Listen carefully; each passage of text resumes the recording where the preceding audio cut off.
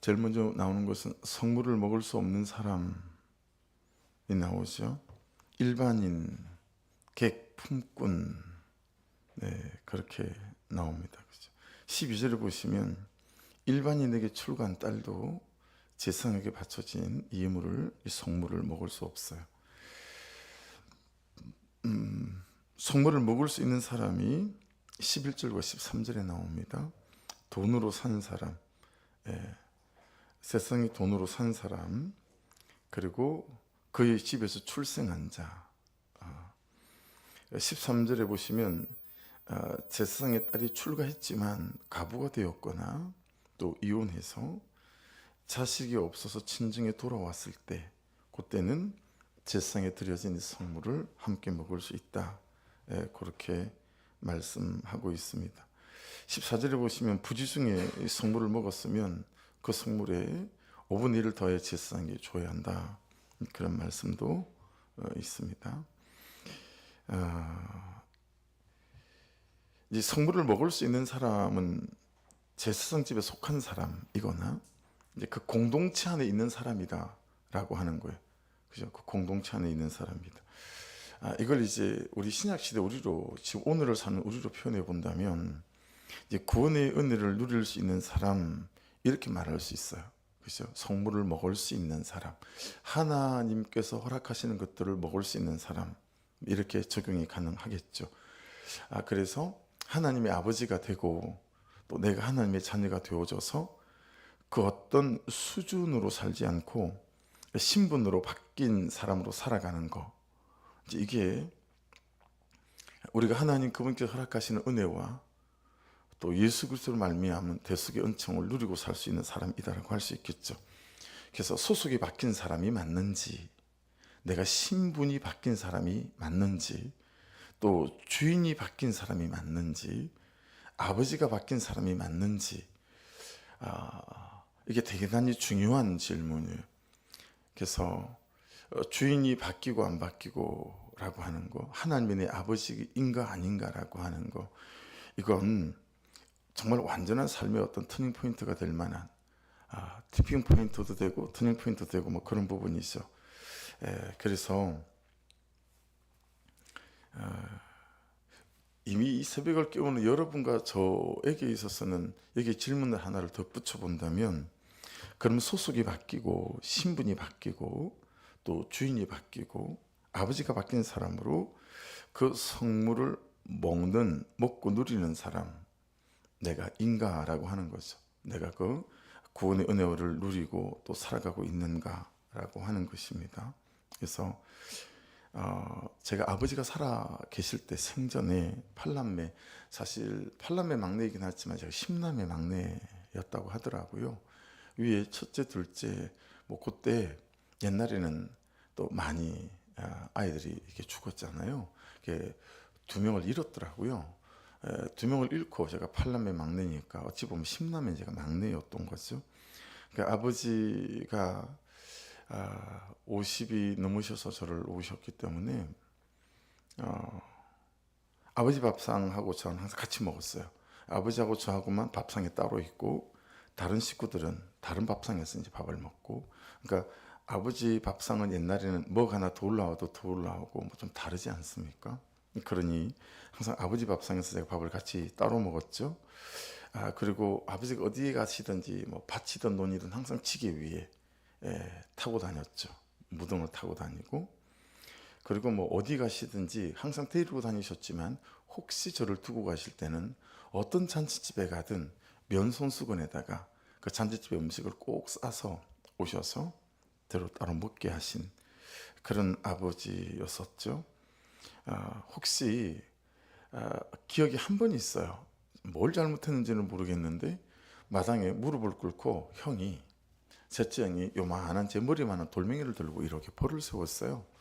근데 저쪽에서 아버지가 그걸 보고 혼비백산해가지고 막 뛰어오시더니 그 제 들고 있는 돌을 들고 옆에다 놓고 저를 막 깨어나 주시는데, 기억도 안 날 만한 참 어릴 때의 기억인 것 같은데, 그 돌을 내려주시고 나를 품에 안아주셨던 그 아버지에 대한 그 따뜻한 품이나 아버지의 그 막 얼굴 표정이나 달려오시던 것이 눈에 선하죠. 그러니까 그런 존재였었죠. 근데 아버지 딱 돌아가시고 나니까 초등학교 4학년 때 제가 팔남의 형제들 사이 폭탄이에요, 폭탄. 예.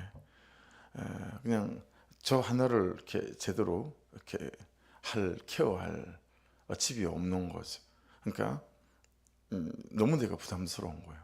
그래서 이 집에 찔끔, 저 집에 찔끔, 형님들 들으면 되게 이렇게 서운하시겠다요. 예, 그냥 찔끔이라는 표현은 취소하고요. 예, 부담스러우신 거예요. 예, 부담스러운 거. 저도 부담이 되고. 네. 제 어릴 때 어른들이 이런 표현 많이 썼어요. 우리 경상도 시골에서는 이놈 저놈 이런 표현을 잘 쓰지 않고요. 소나 이 표현을 많이 썼어요. 이놈의 소나 뭐 이런 게 이게 좀 낮춰 부르는 그런 욕 같은 것 같아요. 이놈의 소나, 네가 애비가 없나, 애미가 없나, 집이 없나, 그렇게 표현을 하는 그런 소리를 듣는 형들이나 친구들이 있었어요. 왜냐하면 이런 욕을 듣는 이제 형들이나 친구들을 보면 집에 잘 안 붙어 있어요. 잠도 맨날 친구 집에서 자고 막 같은 동네니까. 그러면 이게 씻었는지 안 씻었는지 쑥쑥해 보이기도 하고 이제 좀 굶었는지 막 개슴츠레해 보이기도 하고 그러니까 그런 자기 자녀를 보고 이제 아버지가 그렇게 얘기하는 거죠. 어머니나 야 이놈의 소나, 그러니까 애미가 없나, 집이 없나, 애미가 없나, 왜 그러고 싸돌아다니냐, 이런 식으로 이제 자식들한테 말하는 것들을 종종 들을 수 있었던 것 같아요. 그러니까 여러분, 아버지 하나님은 살아계신데 아버지 하나님이 죽은 존재인 것처럼 우리가 살아가는 것 아닌가라고 하는 거죠. 하나님을 믿는데 정말 하나님 그분을 믿어서 그분에게 구하고 또 그분으로부터 공급되어진 은혜를 우리가 공급받고 살아가는가라고 하는 부분에 있어서 오늘 말씀은 또 이렇게 적용이 되어지는 것 같아요. 아버지 하나님이 아무것도 나에게 주지도 않고 해줄 수도 없는, 아버지 하나님이 아무것도 못하는 무능하고 무정하고 무지한 것처럼 그렇게 우리가 신앙생활을 하고 있는 것 아닌가. 그래서 성물을 먹지 못하는 사람들은, 그리스도인들은 아닐까라고 하는 부분에 대해서 생각해 보게 만드는 것 같아요. 이거 여러분 잘 진단이 안 되면 이렇게 진단해 보면 돼요. 내가 정말 의지하는 게 뭔가라는 거예요. 내가 정말 하나님을 의지하는 사람이 맞나? 아니면 사람을 의지하는 사람인가? 자꾸 하나님 앞에 나와서 기도로 어떤 문제를 풀고 방법을 찾으려고 하는 사람인가? 아니면 자꾸 사람을 찾아다니면서 내가 어떤 방법을 찾고 구하는 사람인가? 내가 돈을 의지하는가? 정말 하나님을 의지하는가? 기도를 의지하는가? 이런 것들을 통해서 보면 하나님이 정말 살아계신 하나님으로 생각하는 사람인지, 아니면 하나님을 믿긴 하는데 그냥 종교적으로 믿는 것 뿐이지 정말 하나님 그분을 살아계신 하나님으로 믿지 않는 사람 아닐까라고 하는 부분에 대해서 잘 기준이 될 수 있겠죠. 특별히 11절을 한번 보시겠어요? 그러나 제사장이 그의 돈으로 어떤 사람을 샀으면 그는 그것을 먹을 것이며. 여러분 이 부분은 신약 말씀과 그대로 연결이 딱 되지 않습니까? 외부 사람이라도요, 종이라도 제사장이 돈을 주고 샀으면 제사장이 먹을 수 있는 걸 그대로 다 먹고 누릴 수 있다라고 말씀하고 있는 거 아니겠어요? 이게 여러분 신약에 우리가 믿고 있는 믿음하고 어떻게 연결되어지죠? 예수 그리스도의 피값하고 연결되어지죠. 예수 그리스도의 대속의 피하고 연결되어집니다. 여러분 요한복음 19장 28절로 30절에 보시면 예수께서 십자가에 달리셔서 하시는 말씀, 이게 이제 7가지가 있잖아요. 그 중에 그 후에 28절이에요. 예수께서 모든 일이 이미 이루어진 줄 아시고 성경을 응하게 하려 하사 이르시되 내가 목마르다 하시니 라는 구절이 있어요. 여기에 이미 다 이루었다라고 하는 이 부분을 들어보셨죠? 테텔레스타이, 그렇게 표현합니다. 테텔레스타이. 이건 그냥 매출액이 한 30억, 50억 정도 나오는 회사에서 쓰는 용어가 아니고 적어도 매출액이 몇백억씩 되는, 요즘 같으면 중소기업의 기준을 좀 훌쩍 뛰어넘는 중견기업에 속하는 그런 사장들끼리 서로 돈을 주고받고 무역을 할 때 쓰는 무역상들의 용어였다라는 거예요. 이게 무슨 뜻이죠? 다 갚았다라는 뜻이잖아요. 테텔레스타이. 예수께서 죽으시면서 저한테, 여러분한테 말씀하시는 거죠. 야, 내가 다 갚았다. 네 과거의 죄값, 지금의 죄값, 네가 이 다음에 치룰 모든 죄값도 내가 전부 다 갚았다. 그러니 너 이제 죄 없다. 그러니 네가 예수 그리스도라고 하는 나를 믿는 믿음 안에서 아버지의 자녀로 이 모든 것을 누릴 수 있는 하나님의 자녀가 되온 것이다. 이 말씀하고 가신 거잖아요. 여러분, 이게 신약의 말씀뿐만 아니라 구약의 말씀에도 보면 우리가 너무 좋아하시는 이사야 53장 5절에 이런 말씀이 있잖아요. 그가 찔림은 우리의 허물을 인함이요, 그가 상함은 우리의 죄악 때문이라. 그가 징계를 받음으로 우리가 평화를 누리고 그가 채찍에 맞음으로 우리가 나음을 받았도다. 할렐루야. 신약과 구약을 아우르면서 여러분, 예수 그리스도의 피값은, 보혈은 우리의 모든 죄를 살 뿐만 아니라 죄인된 우리가 하나님의 자녀가 되어져서 아버지 하나님 그분으로부터 많은 것들을 누려받을 수 있는 그런 신분과 존재가 되어진 줄로 믿습니다. 이걸 누리는 게 믿음이죠. 그럼 이걸 누리는 게 거룩이고요. 그렇죠? 그러니 11절 말씀은 오늘날 이 시대 우리하고도 너무 딱 들어맞는 말씀이에요.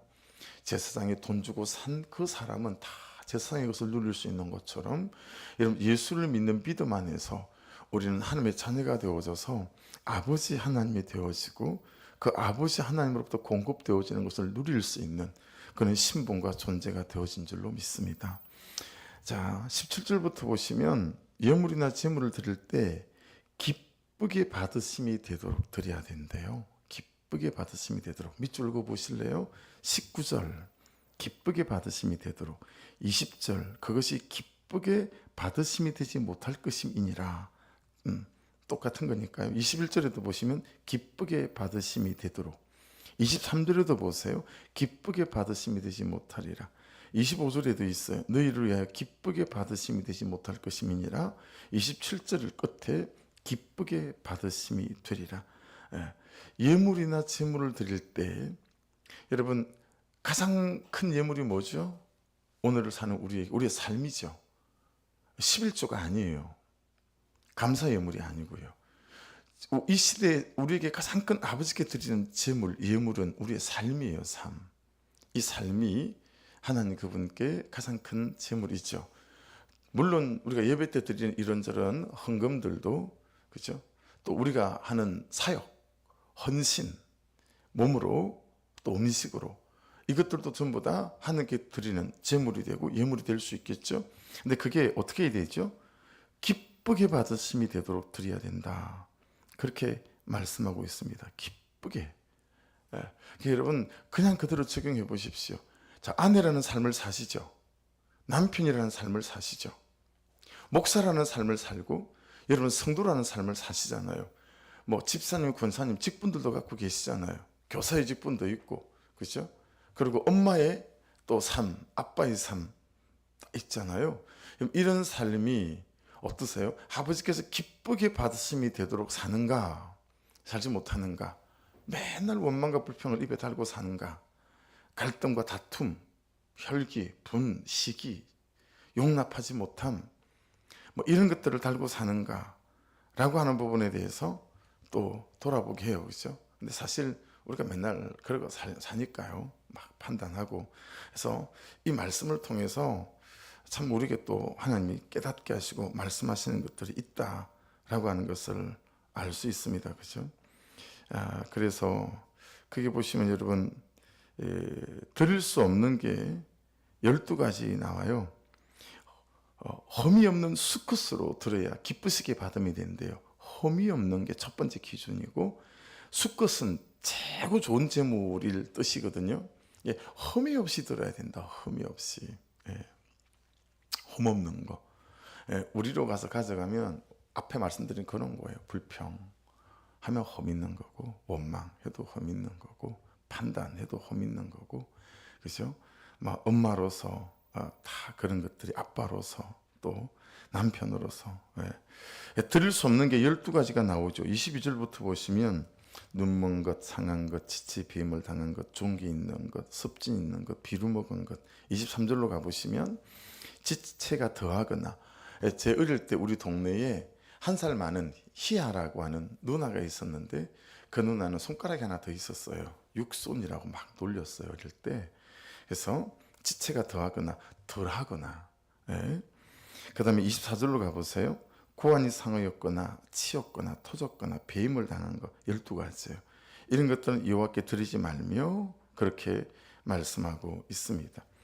또 25절에는 외국인에게서 이런 것을 받아서 너희 하나님의 음식으로 드리지 말라. 어쨌든 결점 있고 흠 있는 거, 이건 하나님께 드릴 수 없는 것들이에요. 하나님께서 기쁘게 받으시는 것들은 흠 없는 것과 수컷.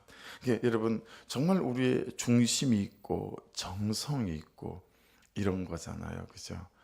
그래서 우리 예배가 종교적이거나 우리 어떤 헌신이 그냥 종교적이거나 여러분 그냥 아내답지 못하고 남편답지 못하고 목사답지 못하고 성도답지 못하고 이런 사람이 있을 수 있잖아요. 막 아빠 역할이 귀찮아 죽겠어요. 엄마 역할이 귀찮아 죽겠어요. 그냥 그런 거죠. 그렇다면 험 있는 거라고 할 수 있겠죠. 그런 삶을 하나님께서 기쁘게 받으실 수 없다라고 하는 얘기는 그런 삶 위에 하나님의 부어주심들이 있겠느냐라고 하는 것으로 우리가 말씀을 이해하고 해석할 수 있겠죠. 그런 부분 안에서 여러분 오늘 잘 좀 한번 적용해 보셨으면 좋겠어요. 잘 적용해 보시면서 내가 어떻게 내 삶을 살아가고 있는지, 내 삶이 정말 흠이 없나 돌아보며 적용할 여러 구석들이 있을 수 있을 것 같아요. 저는 가장 어려운 주제를 좀 잡게, 그냥 은혜가 되고 깨닫게 하셔서 잡긴 했는데 대단히 은혜가 되고 대단히 도전이 되지만 대단히 또 좀 부담이 되긴 해요. 왜냐하면 2시간마다 한 번씩 제가 이제 그렇게 고백하는 삶을 좀 살아보는데 하나님 어떠셨어요? 이 앞에 2시간 받으시기에 기쁘셨어요? 근데 하나님께서 아니 라고 대답할 만한 삶이 뭐 부지기수인 것 같아서 자꾸 하나님께서 내 앞에 살아온 2시간의 삶이 기쁘시게 살아야 되겠다. 앞에 삶은 그랬더라도 내가 살아야 될 2시간은 또다시 말씀을 묵상하며 하나님 어떠셨어요? 기쁘셨어요? 라고 했을 때 하나님께서 너무 기뻤다. 네 삶이 흠이 없었다. 라고 하게 감사로 감격으로 좀 살아야 되겠는데 이게 이제 저의 도전인 것 같습니다. 근데 이게 그러니 사람에 대한 태도도 제가 너무 하나님이 기쁘시지 못하도록, 그렇죠? 또 일에 대한 태도도 마찬가지이잖아요. 그런 부분 안에서 많이 돌아보게 되고 회개하게 되어지는 것 같습니다. 거기 여러분 27절 28절 한번 보십시오. 수수나 양이나 염소가 나거든 이래 동안 7일 동안 그것을 어미와 함께 있게 하래요. 8째 날 이후로는 여호와께 화제로 예물로 드리면 기쁘게 받으시면 되리라. 그러니까 태어난 새끼 바로바로 뭐 어떻게 하지 못하게 하죠. 28절 보세요. 암소나 암양을 막론하고 어미와 새끼를 같은 날에 잡지 말지니라. 여러분 이 말씀들은 신명기에도 있고 이제 24장에도 가면 있고 여러 군데 이 말씀들이 있어요. 그러니까 어미와 새끼를 같은 날 죽이면 안 돼요. 그리고 새끼를 삶는데 어미의 젖으로 삶으면 안 돼요. 어미의 젖은 새끼를 키우는 데만 써라라고 하는 거죠. 이 부분은 3번이나 강조되어져 있어요. 23장 레위기, 또 34장 신명기 14장에 강조되어져 있어요. 그리고 여러분 동물들을 거세하는 것도 못하게 되어져 있어요. 그러니까 요즘은 고양이고 개고 다 중성화 수술을 시키거든요. 이 아이들이 이제 임신할 때가 되고 막 이러면 되게 사람을 피곤하게 만들어요. 그래서 중성화 수술을 하거든요. 성경적 원칙에 보면 중성화 수술은 위배되는 것들이다 라고 할 수 있어요. 그래서 이 짐승이 출산을 못하게 막는 거잖아요. 뭐 때문에 그런 거죠? 키우는 나의 편리 때문에 그런다. 이제 이런 것들을 잘 이해하셔야 되겠죠. 내 편하게만 살자고 하는 거, 이게 항상 우리 심령에 도사리고 있는 것들이잖아요. 내 불편하면 다 아니에요. 내 편하면 다른 사람이 불편해도 다 오케이예요. 이런 중심이 우리에게 있잖아요. 거룩에 대한 메시지가 계속 내 위에서 나오는데 되게 불편하지 않습니까? 근데 여러분, 이 불편한 것들이 어떤 거예요? 나를 지키는 것들인 거잖아요. 내 가정을 지키는 거고, 아내 역할과 남편의 역할을 지키는 것들이고, 무엇보다도 하나님의 자녀로의 삶을 지켜 하나님 그분의 공급하심이 내게 있게 만드는 것 아니겠어요? 그러니 여러분, 불편한 건 오히려 좋은 것이고 편한 게 독이다라는 생각이 참 해야 될 필요가 있지 않을까. 우리는 전부 다 고양이도 중성화 수술시키고 그냥 강아지도 중성화 수술시키고 하는 거예요. 예. 물론 그런 것들이 얘들의 질병을 맡겨주는 역할도 있다라고는 해요. 그런 부분 안에서 참 생각하게 만드는 거예요. 예. 어쨌든 불편한 건 우리는 못 참는 거예요. 그렇죠? 이런 부분 안에서 내 심성을 또 이렇게 잘 좀 살펴야 되겠다라고 하는 것들을 알 수 있습니다. 여러분, 동물에 대해서도 이럴 정도이니 하나님의 형상으로 창조된 사람에 대해서는 어떠하시겠는가 라고 하는 부분에서도 우리가 묵상할 수 있죠. 더하여서 예수의 피를 믿고 구원받은 자녀들을 하나님이 어떻게 생각하시고 어떻게 책임지시고 얼마나 놀라운 계획을 갖고 계시겠는가 라고 하는 부분에 대해서 말씀은, 야, 넌 참 이런 거 모르는 것 같다, 뭐 이런 하나님의 음성이 들리는 듯한 그런 메시지입니다. 육신의 부모야 마음은 너무너무 간절하잖아요. 단지 뭘 모르기 때문에 또 없어서 못해줄 뿐이지만, 야, 네 아버지인 하나님인 내가 너를 모르니, 네 인생을 모르니, 그런 내가 너에 대한 인생에 계획이 없겠니? 근데 너는 어떻게 그렇게 나한테 묻지를 않니? 어떻게 나의 말씀 앞에 그렇게 청종하려고 하지 않니? 내가 네 육신의 부모 같지가 않아. 뭐 이런 메시지가 이 안에 있는 것 같지 않아요? 너무한다 진짜. 뭐 이런 거죠. 그래서 여러분, 다니엘서 11장 32절에 보면 다니엘이 왜 그는 여러분 놀라운 삶을 살았는지를 딱 드러나는 한 구절이 있어요. 그가 또 언약을 배반하고 악행하는 자를 속임수로 타락시킬 것이나 오직 자기 하나님을 아는 백성은 강하여 용명을 떨칠지니라. 여러분, 하나님을 아는 백성은 강하여 용명을 떨친대요. 우리가 하나님을 어떻게 알 수 있죠? 말씀을 알 수 있어요. 여러분, 나에 대한 하나님의 계획을 어떻게 알 수 있죠? 말씀을 알 수 있어요. 나에 대한 아버지 하나님의 마음은 어떻게 알 수 있죠? 말씀을 알 수 있어요. 여러분, 우리 하나님은 육신의 아버지 같지 않아 나를 잘 아시고 그리고 나의 계획을 갖고 계신 분이신 줄로 믿습니다. 그러니 아버지의 말씀, 아니 말씀이신 아버지 하나님 앞에 서시게 될 때 저와 여러분의 삶이 가장 강하고 용맹을 떨치는 그런 삶으로 세워져 가실 줄로 믿습니다. 요한복음 17장 3절은 이렇게 말씀하세요. 영생은 곧 유일하신 참 하나님과 그가 보내신 자 예수 그리스도를 아는 것이니라, 그렇게 말씀하고 있습니다.